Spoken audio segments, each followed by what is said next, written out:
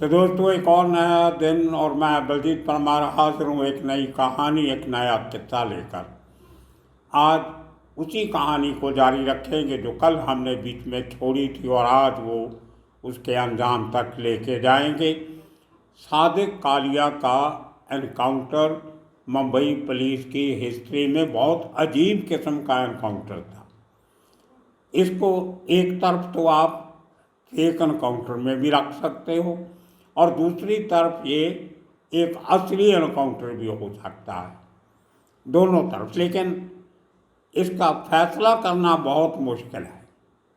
देखिए, जब police force बड़ी संख्या में मौजूद होती है, 18 से 20 लोग उस समय उस जगह पे मौजूद थे, और अगर आपने किसी को पकड़ना होता है तो उसको ओवर पावर किया जा सकता है। जिस तरीके की लड़ाई यहाँ पे हुई, हाथोपाई हुई दयाशंकर की और सादिक कालिया की, दयानायक की और सादिक कालिया की, वहाँ पे उसको अगर पकड़ना होता, इंजर्ड करके ही पकड़ना होता, तो इतनी गोलियाँ नहीं चलानी पड़ती थी। खैर, बात जारी रखते हैं कि वो हाथ में आया कैसे। वो आदमी जो एल्यूसिव था, किसी को ये नहीं पता होता था कि वो रात को कहाँ जाके अपनी रात गुजारेगा, कहाँ सोएगा, कहाँ रहता है, कहाँ उठता है, कब बैठता है, कब सोता है, किसी को कुछ पता नहीं था। बहुत उसके घर वालों को तंग किया पुलिस ने, दूर के रिश्तेदारों तक भी दिनों तक सबका 3rd डिग्री टॉर्चर भी हुआ। बड़े खबरी काम पे लगे उसको, हर वो शख्स जिसके ऊपर पुलिस को शक था कि वो सादिक कालिया को जानता है, सबकी इंटरोगेशन हुई, लेकिन किसी के पास भी कोई खबर नहीं थी, इंक्लूडिंग सलीम चिकना, वो शख्स जिसके सहारे से दयानायक और उसके सीनियर प्रदीप शर्मा ने सादिक कालिया को ढूंढा। अब उसके साथ जो बातचीत दयानायक की होती है वो बहुत इंटरेस्टिंग है।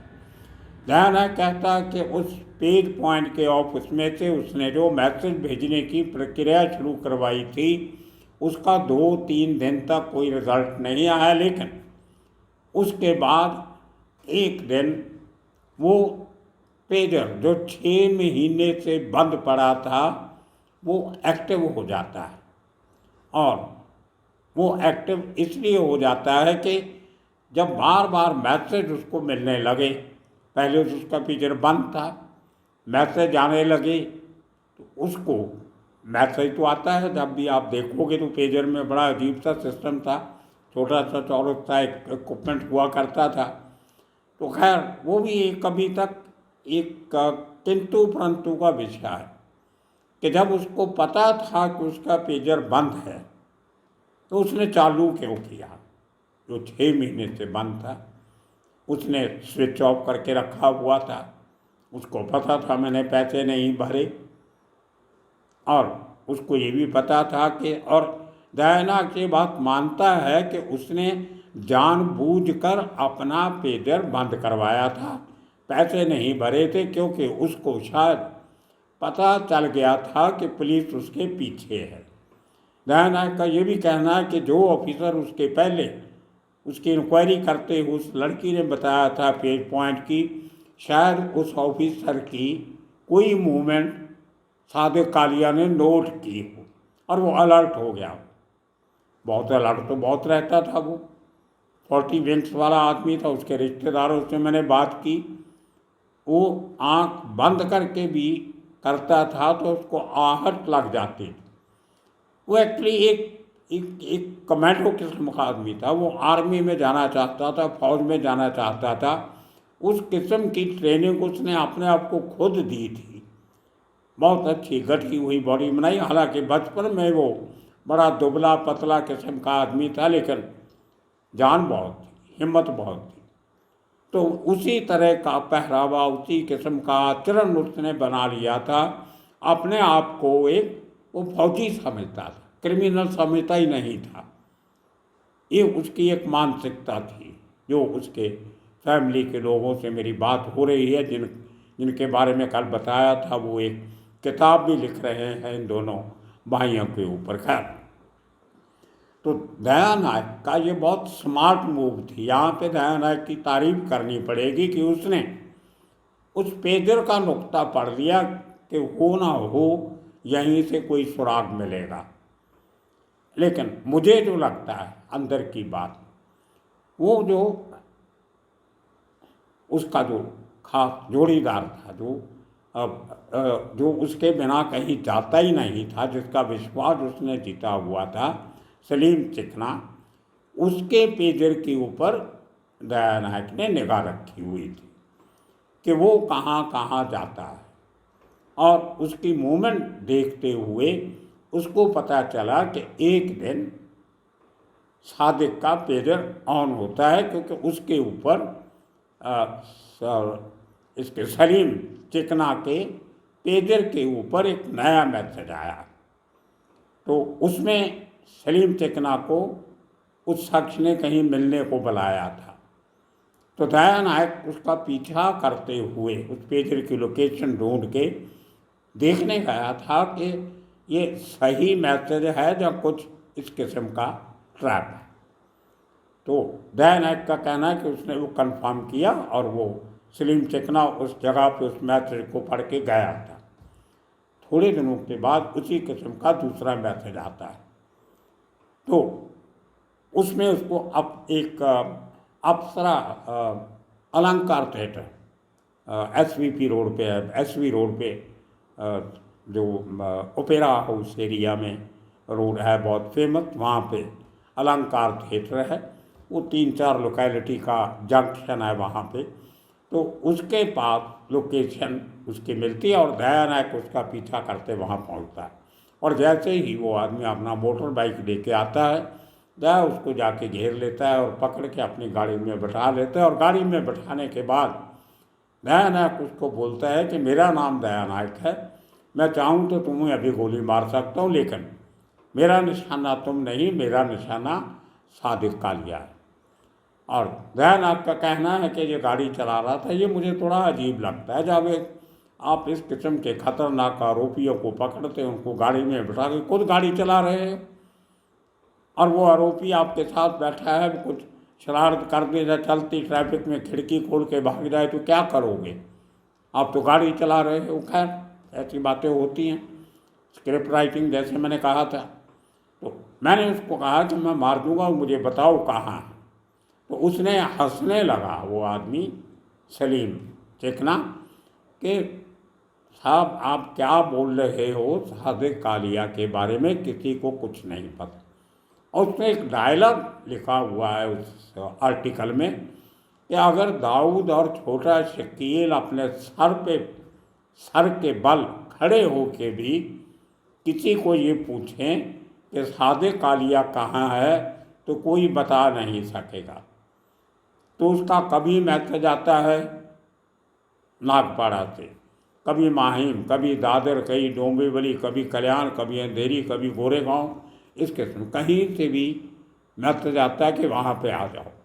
वो कहाँ होता है वो पता नहीं, हो सकता है जब वो कहता है बोरीवली आ जाओ तो खुद बांद्रा में बैठा हो और मेरे पहुँचने पे वो वहाँ आता हो। तो उसको ढूंढना बहुत मुश्किल है। ये बात चिकना ने दया नायक को कही, जो सही है। वो उसकी नेचर ही ऐसी थी सादिक कालिया, शायद इसीलिए वो 2-3 साल इतने 25-26 मर्डर करने के बाद भी किसी के हाथ नहीं आया। एक तो उसका हुलिया किसी को पता नहीं था, जो तस्वीरें उसकी जेल में और पुलिस स्टेशन में खींची गई थी वो कहीं से मिसप्लेस हो गई या करवाई गई। उस मशहूर है, उस समय पे छोटा शकील और दाऊद गैंग की बहुत चलती थी पुलिस में तभी तक, बरात के बाद तक भी। तो वो अपने खास बंदों की तस्वीरें रिकॉर्ड से निकल जाती थी, वो बड़ी बात नहीं है। खैर, अब एक आदमी जिसका हुलिया पता नहीं, जिसकी कोई क्या पहनता क्या नहीं, लेकिन कुछ पैक्ट उसके कपड़े थे, उस किस्म की ड्रेस वो पहनता था।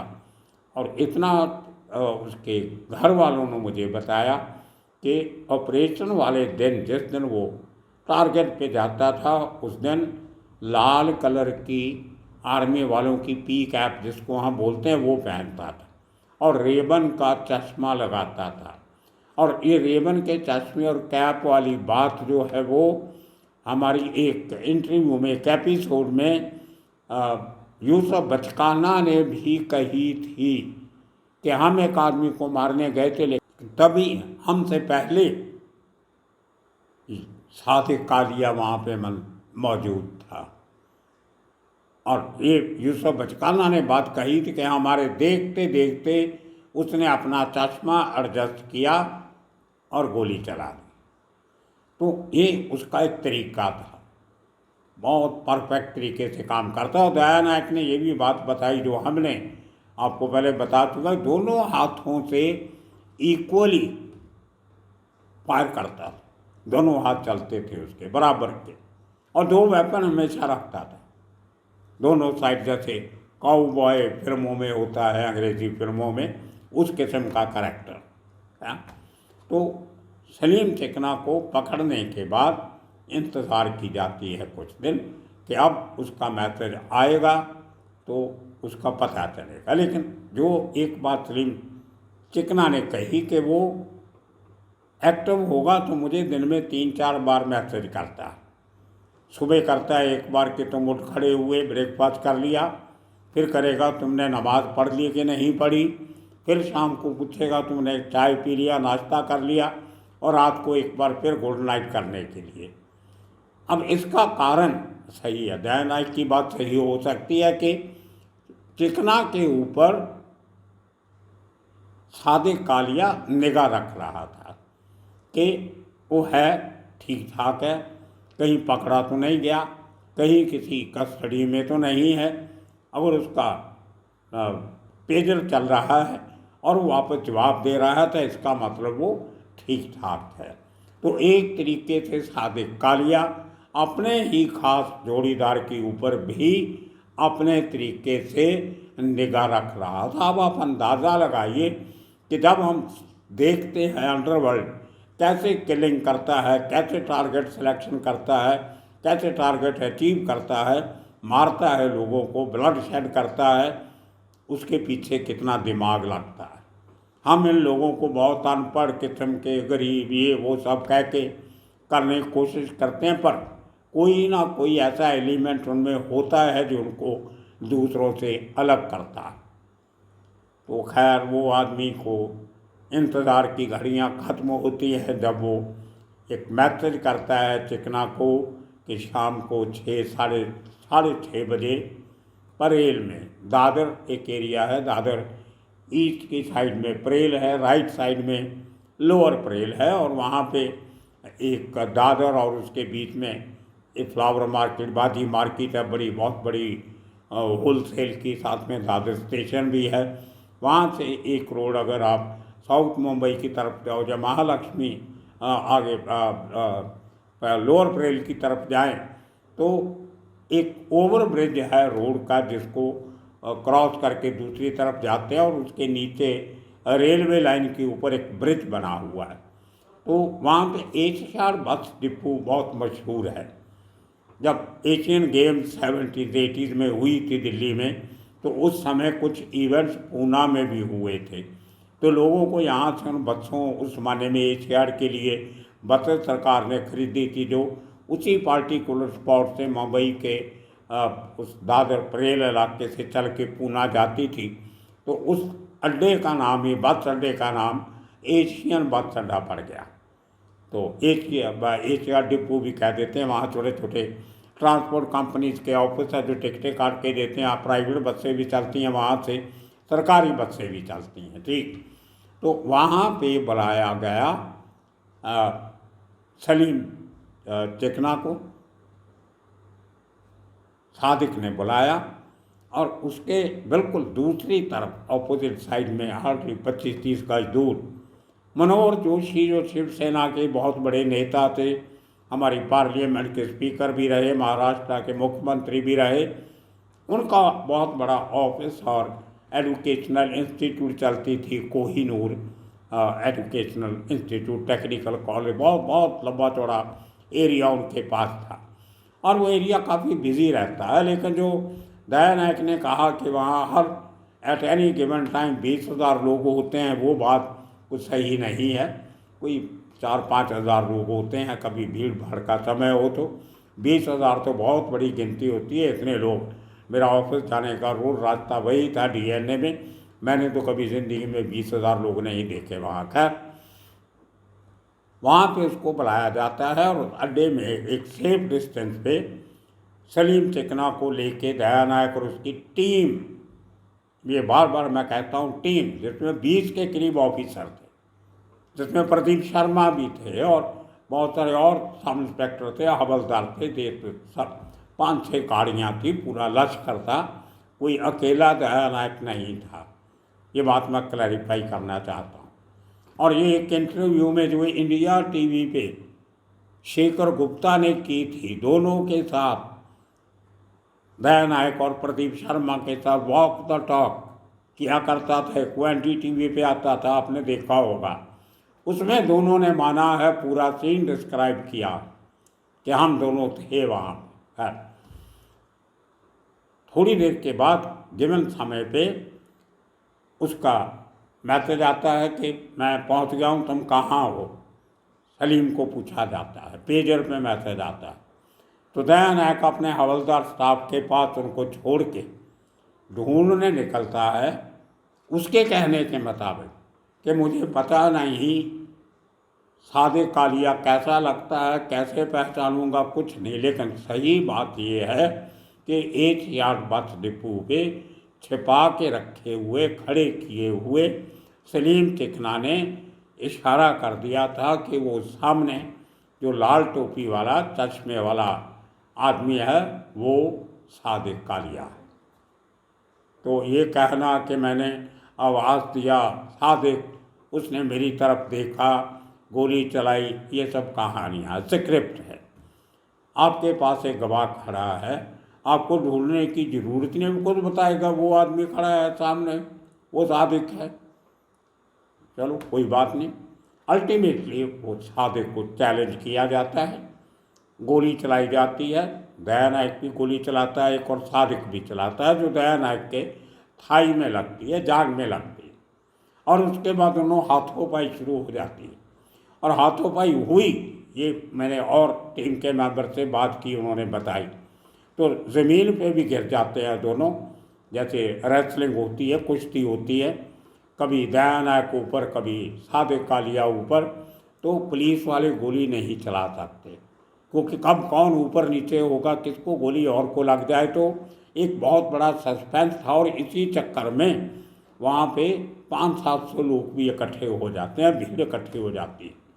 तो बड़ी मुश्किल से लोगों को दूर रखा जाता है कि आप पीछे हट जाइए, गोली कभी भी चल सकती है।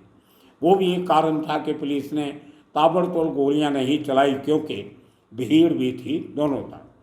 तो अल्टीमेटली जो सादिक कालिया को ओवर पावर किया जाता है, और उसके बाद जो अंधाधुंध गोलियां चलती हैं, पोस्टमार्टम रिपोर्ट से पता चला कि सादिक कालिया को 27 बुलेट्स मारी गई थी। अब इसमें जो दया नायक का वर्षन है, उसमें हो सकता है कि जिस आदमी ने इसकी इंटरव्यू ली थी, वो भी एक पत्रकार था, बहुत बड़ा नामचीन पत्रकार था कर्नाटका का। उसने शायद अपनी तरफ से भी कुछ मसाले लगा दिए हों इसको इंटरेस्टिंग बनाने के लिए। लेकिन जब आप फर्स्ट पर्सन अकाउंट देते हो, तो मेरे हिसाब से, मैंने भी सारी उम्र पत्रकारिता की है, तो हम, जो आदमी हमें बताता है उसमें मसाला नहीं लगा सकते हैं।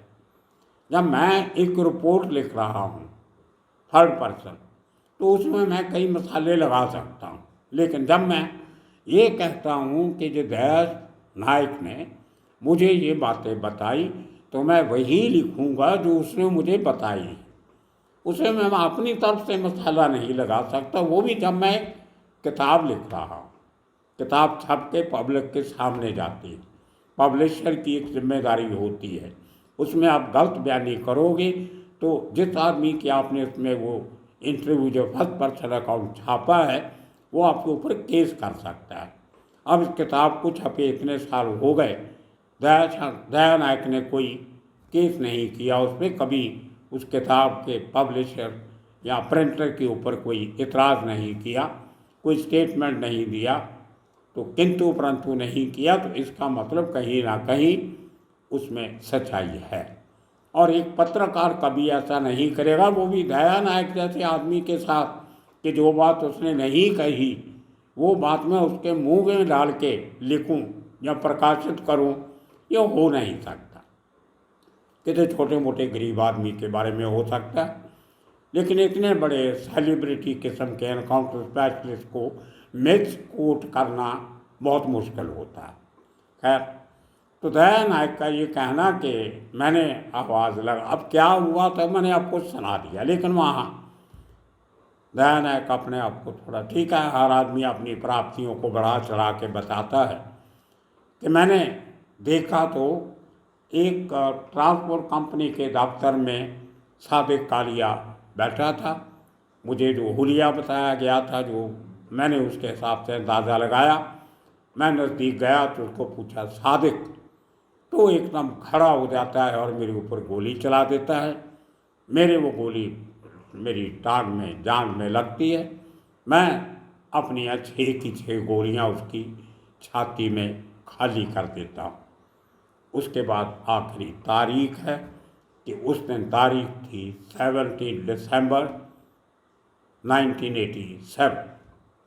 तो ये किस्सा यहाँ पे दया नायक ख़त्म करते हैं कि इस तरीके से मैंने, वो अपने आप क्रेडिट लेते हैं कि मैंने इंजर्ड होते हुए भी हिम्मत नहीं हारी और सादिक कालिया को मार गिराया।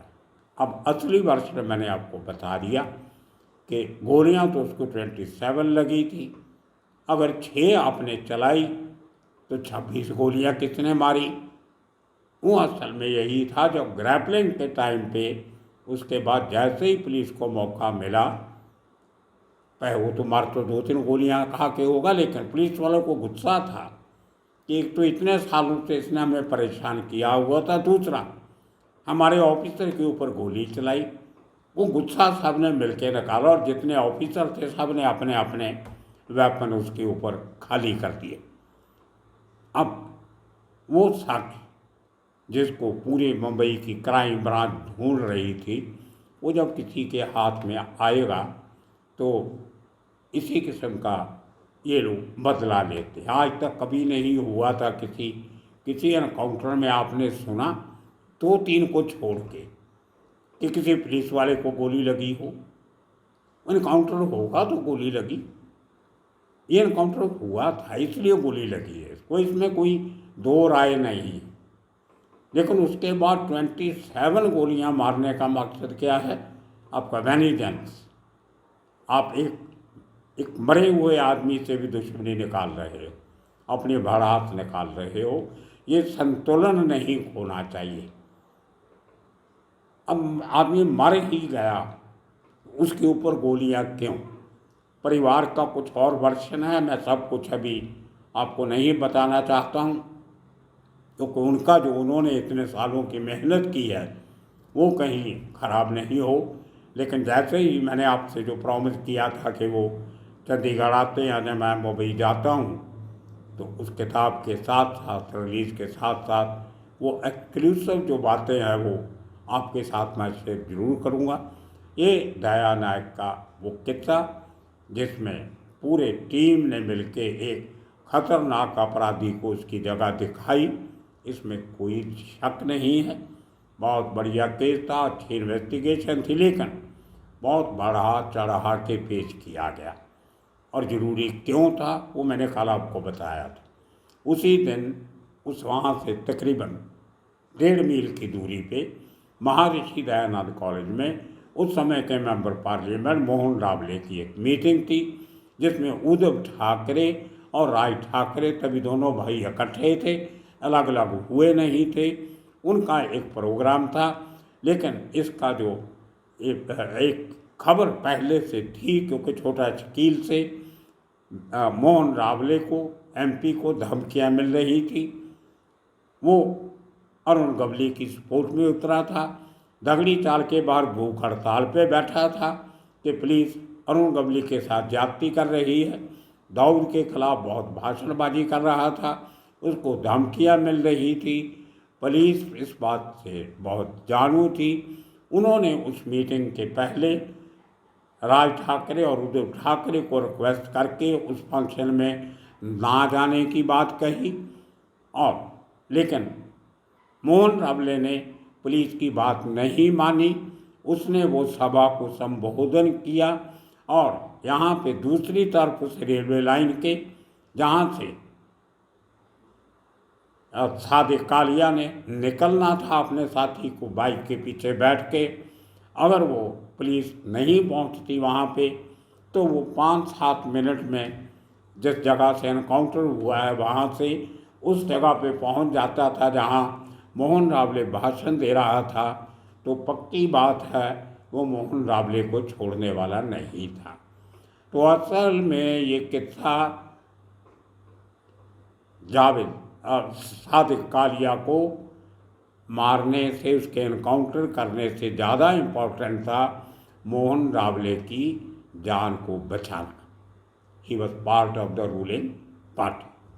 तो दोस्तों ये किस्से हैं अंडरवर्ल्ड के, कहाँ से शुरू होते हैं कहाँ खत्म होते हैं, क्या क्या इसके अंदर तारें जुड़ती हैं इधर से उधर उधर से उधर, लेकिन फिर भी पूरी सच्चाई कभी सामने नहीं आती, क्योंकि आधी सच्चाई सुनाने वाला दुनिया में नहीं होता, और आधी जो बची हुई आधी सच्चाई है वो सुनाने वाला कितना सच बोलता है, ये अपने आप में बड़ा सवाल है।